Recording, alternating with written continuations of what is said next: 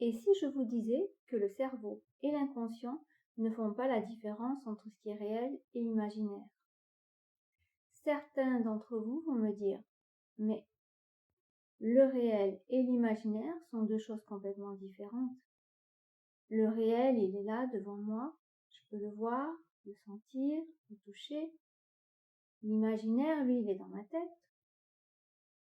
C'est un rêve, un idéal, un fantasme.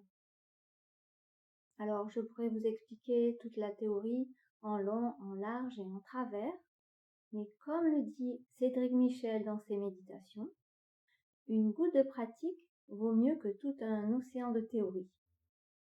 Alors, je vous propose de faire une petite expérience ensemble.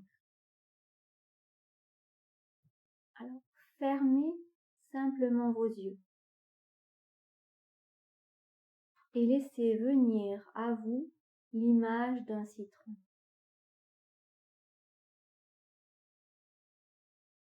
Visualisez sa couleur, jaune ou vert. Observez sa forme, sa taille.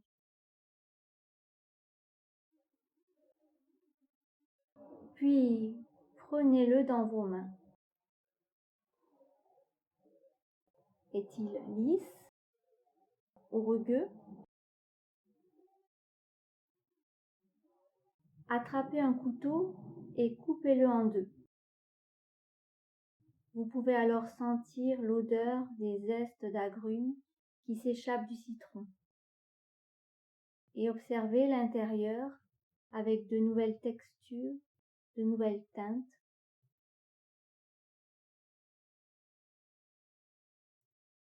Vous pouvez alors couper l'une des deux moitiés encore en deux. De fines gouttelettes de jus s'échappent. Vous obtenez alors un quart de citron. Et à présent, vous allez imaginer que vous portez ce quart de citron à votre bouche et que vous mordez dedans.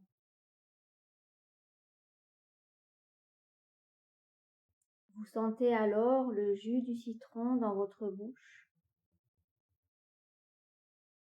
L'acidité du jus de citron vient chatouiller vos papilles et peut-être même que vous salivez.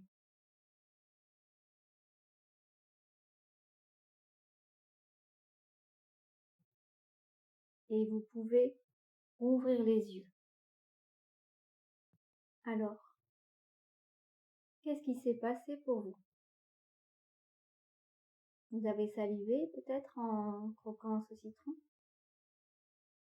Vous n'avez fait que visualiser, imaginer ce citron, et pourtant cela a créé une réaction physique dans votre corps comme si vous l'aviez fait réellement. Votre cerveau n'a pas fait la différence entre ce qui était réel et imaginaire. C'est la même chose que l'on utilise en hypnose. La visualisation, les symboles, les images, car ils sont le langage de votre inconscient.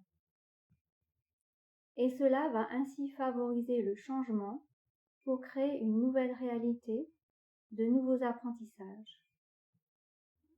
Par cette simple expérience, vous avez pu vous rendre compte du pouvoir de l'imagination et de tout le potentiel de se faire accompagner par l'hypnose.